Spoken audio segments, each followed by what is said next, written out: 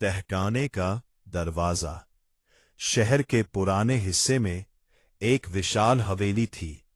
लोग उसे वर्मा हवेली कहते थे। हवेली 100 साल से भी ज्यादा पुरानी थी, लेकिन उसके बारे में सबसे अजीब बात यह थी कि उसका तहखाना हमेशा बंद रहता था। कहते थे, हवेली में रहने वाले हर मालिक ने एक ही नियम बनाया था, तहखाने का दरवाजा कभी मत खोलना। कोई नहीं जानता था कि अंदर क्या है, क्योंकि जिसने भी दरवाजा खोलने की कोशिश की, वह कुछ दिनों बाद रहस्यमय तरीके से गायब हो गया। आर्यन एक इतिहास शोध करता था। उसे पुरानी जगहों के रहस्य जानना पसंद था। जब उसे वर्मा हवेली के बारे में पता चला, तो उसने वहां कई दिन बिताने का फैसला किया। हवेली अब खाली थी। चारों तरफ धूल जमी थी।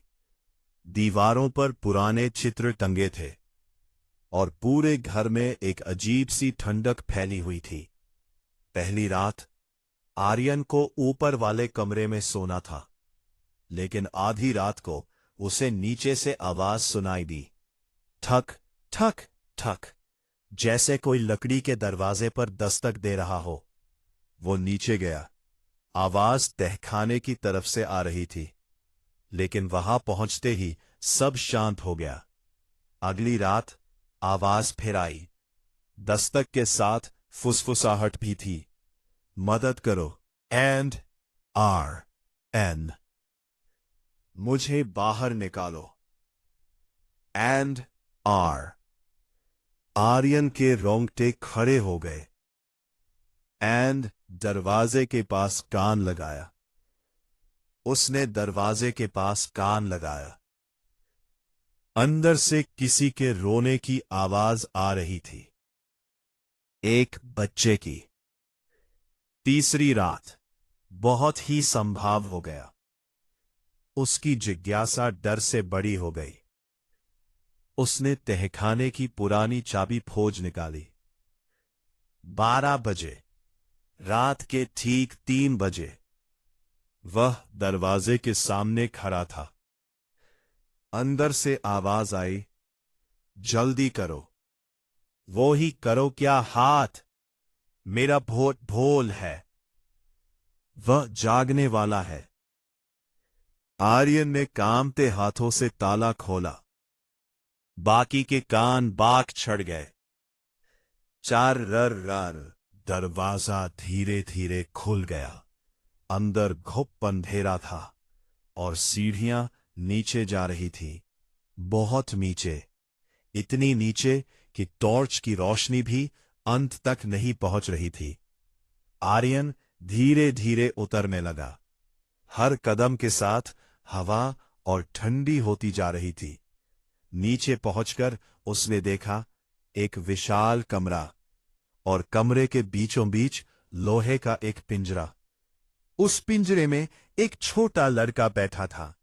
वह रो रहा था। कृपया मुझे बाहर निकालो, उसने कहा।